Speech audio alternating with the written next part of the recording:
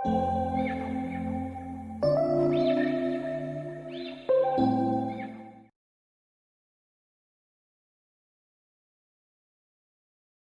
Part third की आज की क्लास में हम पढ़ने जा रहे हैं बोल्ट्जमान अभिगमन समीकरण।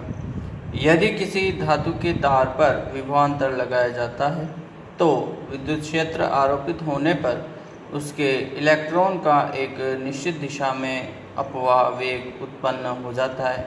जैसा कि हम जानते हैं कि अगर किसी तार के दोनों ओर विद्युत क्षेत्र आरोपित करते हैं तो उसके जो इलेक्ट्रॉन हैं वो किसी एक निश्चित डायरेक्शन में गति करते हैं तथा स्थायी साम्यावस्था में निकाय का वितरण फलन समय के सापेक्ष नियत हो जाता है, अर्थात dF/dt इज इक्वल टू 0। क्योंकि F अगर 0 नियत है तो उसका अवकलज क्या होगा 0। यदि बाह्य बल F द्वारा वितरण फलन में हुए परिवर्तन को ज्ञात करने के लिए एक कला आकाश की कल्पना करते हैं, इस कला आकाश में एक बिंदु के निर्देशांक x, y, z तथा संवेग निर्देशांक px, py, pz तथा अल्पांश निम्न प्रकार से हैं। आयतन अल्पांश का मान निम्न प्रकार रहता है dv बराबर dx, dy, dz, dpx, dpy, dpz के रूप में। ये क्वेश्चन नंबर 1 हमें फाइंड आउट होती है आयतन अल्पांश की।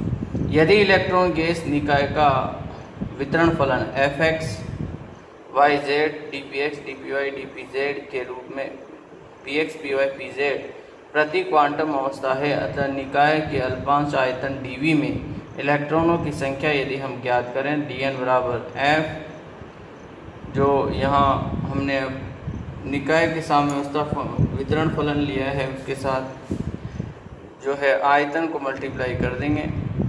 वितरण फलन के साथ आयतन को मल्टीप्लाई करेंगे तो इलेक्ट्रॉनों की संख्या आ जाएगी dn बराबर fx, yz, dx, py, pz, dx, dy, dz, dpx, dpy, dpz के रूप में इक्वेशन नंबर 2 हमें फाइंड आउट होती है। जब इलेक्ट्रॉन गैस पर बल क्षेत्र F वेक्टर आरोपित किया जाता है तब F वेक्टर बराबर dp/dt, यहाँ dp बराबर F वेक्टर dt के रूप में हमें फाइंड आउट हो जाता है इससे। इसी प्रकार किसी समय t की बात करें,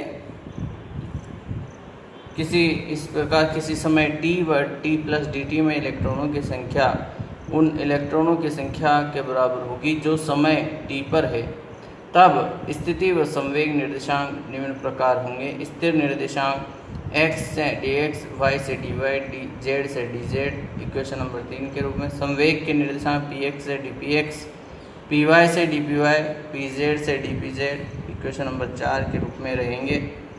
अतः इलेक्ट्रॉन अपवाहवेग के कारण वितरण फलन f में परिवर्तन की जो दर रहेगी वो रहेगी del f/del x minus dx/dt plus del f/del y minus dy/dt plus del f/del z minus dz/dt plus del f/del px minus dpx/dt del f/del py minus dpy/dt plus del f/del pz minus dpz/dt के रूप में यहाँ ये रहते हैं।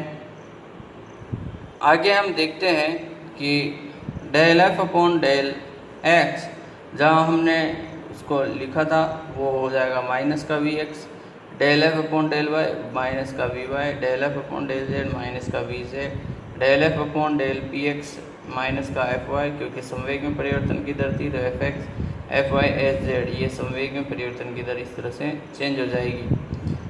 dF/dt force की condition में minus का, अब जो वेग वाले पद हैं उनको एक साथ ले लिया हमने, और फोर्स और वितरण फलन में अवकलज के जो संवेग के सापेक्ष अवकलज थे उनको एक तरफ ले लिया।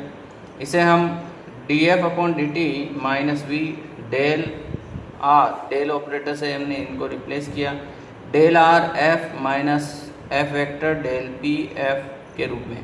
तो जो डेल ऑपरेटर है वो इस तरह से है, डेल r जो स्थिति के रूप में है और डेल p ये संवेग के साथ परिवर्तन की दर को रिप्रेजेंट करता है डेल ऑपरेटर।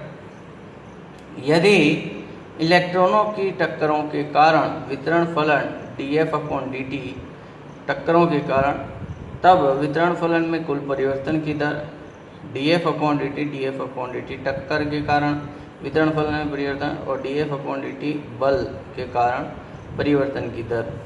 तो जो हमने अभी बल के कारण परिवर्तन की दर फाइंड आउट की थी उसे यहाँ रख देंगे। तो dF/dt टक्कर के कारण संवेग वितरण फलन में परिवर्तन की दर और बल के कारण वितरण फलन में परिवर्तन की दर इस प्रकार से है, यहाँ रख देते हैं।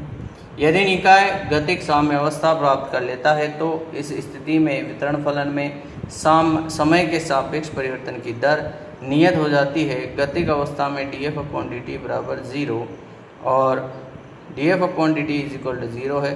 तो जब इस पूरी इक्वेशन को इसके 0 के बराबर करेंगे तो v del RF plus F del PF is equal to किसके बराबर हो जाएगा, टक्कर में जो है वितरण, टक्कर के कारण वितरण फलन में परिवर्तन की दर के बराबर हो जाता है। ये जो इक्वेशन नंबर 6 है ये कहलाती है बोल्ट्जमान अभिगमन समीकरण।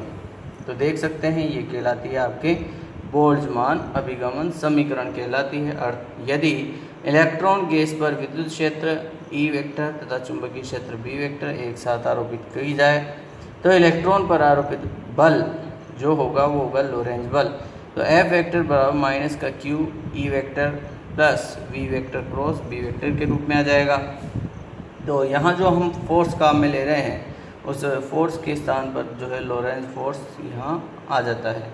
तो फिर ये जो लोरेंज बोल्ट्जमान अभिगमन समीकरण है वो इस तरह से परिवर्तित हो जाएगी।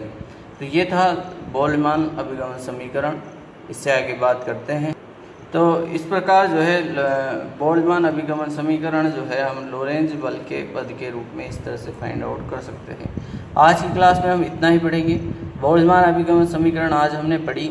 इससे आगे हम नेक्स्ट क्लास में पढ़ेंगे सोमरफेल्ड का विद्युत चालकता सिद्धांत या अपभ्रष्ट इलेक्ट्रॉन गैस की विद्युत चालकता का टॉपिक। और आप लोग इन टॉपिक्स को जो है नोट्स बना लें, लिख लें ताकि आपको आगे कोई प्रॉब्लम नहीं आए। Thank you.